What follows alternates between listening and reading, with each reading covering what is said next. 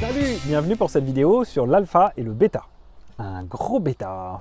Commençons avec le bêta. Qu'est-ce que c'est que le bêta? C'est un chiffre, un indicateur mathématique qui me dit s'il y a un lien entre, par exemple, une action et un indice, ou un portefeuille, un fonds et un indice.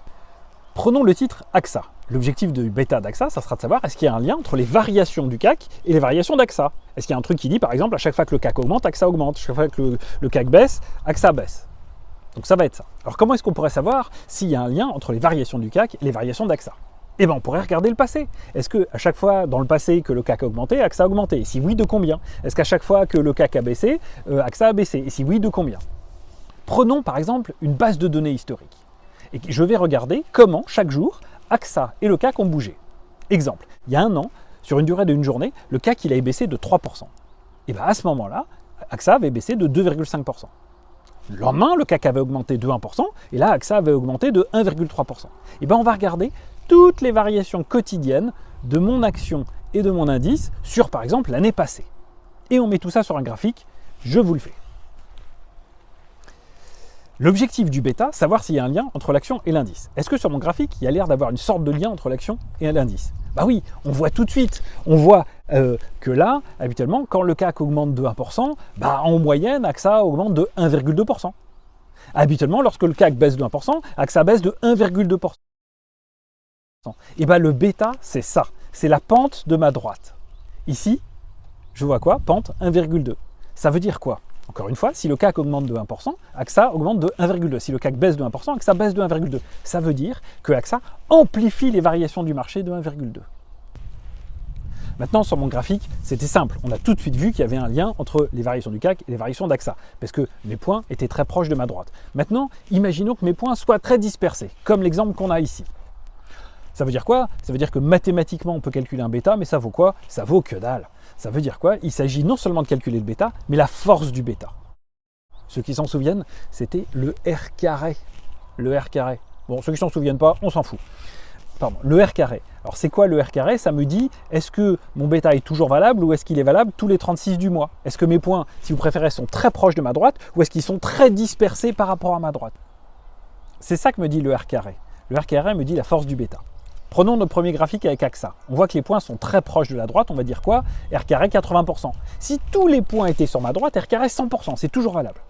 Maintenant, le deuxième graphique, qu'est-ce qu'on voit? R carré 10%, c'est valable que 10% des fois. Donc là, je dis quoi? AXA, bêta 1,2, R carré, par exemple, je ne sais plus ce que j'ai dit, 80%. Voilà. Alors, comment ça s'exprime de manière plus littéraire? Parce que c'est vrai que c'est pas évident en soirée, salut, j'ai un bêta d'1,2, un R carré de 80%, c'est pas évident. Ça veut dire quoi? Ça veut dire que 80% des variations du titre AXA sont explicables par les variations du marché, le CAC, dans son ensemble. 80% des variations du titre AXA sont explicables par le marché dans son ensemble, et AXA amplifie les variations du marché de 1,2. Alors à quoi ça sert?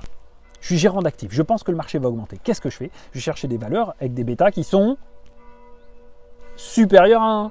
Comme ça, quand le marché va augmenter de 1%, je vais gagner 1,2, comme sur AXA. Voilà, ou 1,3, 1,4. Maintenant, si je pense que le marché va se casser la gueule, comme en ce moment, c'est super. Si je pense que le marché va se péter la gueule, je vais chercher des valeurs avec des bêtas qui sont inférieures à 1. Comme ça, quand le marché va baisser de 1%, je vais peut-être perdre que 0,8 ou 0,5. Donc, ça me donne le bêta, la sensibilité de mon titre au marché, à l'indice de référence. Voilà. Qu'est-ce qu'on remarque? Sur mon graphique, à droite, on a le marché qui augmente. À gauche, le marché qui baisse. Mais on a aussi le marché qui ne bouge pas. Et qu'est-ce qu'on remarque? Quand le marché ne bouge pas, quand le CAC, les variations du CAC sont à 0, et ben on voit que ma droite, elle ne passe pas par 0. Elle est un petit peu au-dessus. Ça veut dire quoi? Quand le marché ne bouge pas, bah, ici, AXA fait mieux que le marché.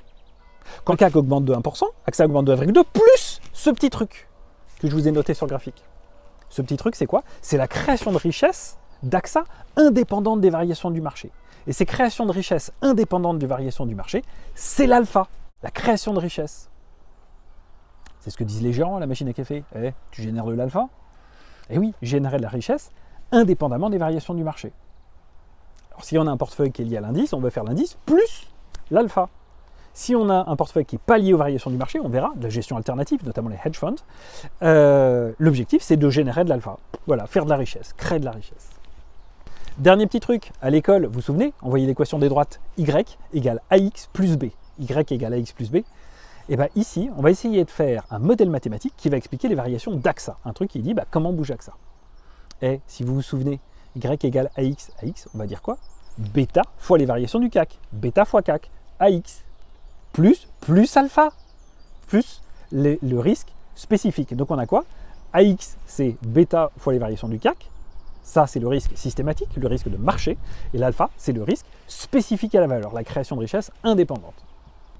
Maintenant, si c'était aussi simple, ça serait. Donc on va rajouter plus epsilon, un terme d'erreur qui dépend d'une multitude de choses. Voilà. J'espère que c'était assez clair et que cette explication de l'alpha et de bêta vous a paru compréhensible. N'hésitez pas à poser des questions, il y a plein de choses à voir avec l'alpha et le bêta. C'est vraiment super important, on le réutilisera lorsqu'on parlera de gestion. À bientôt, bonne journée.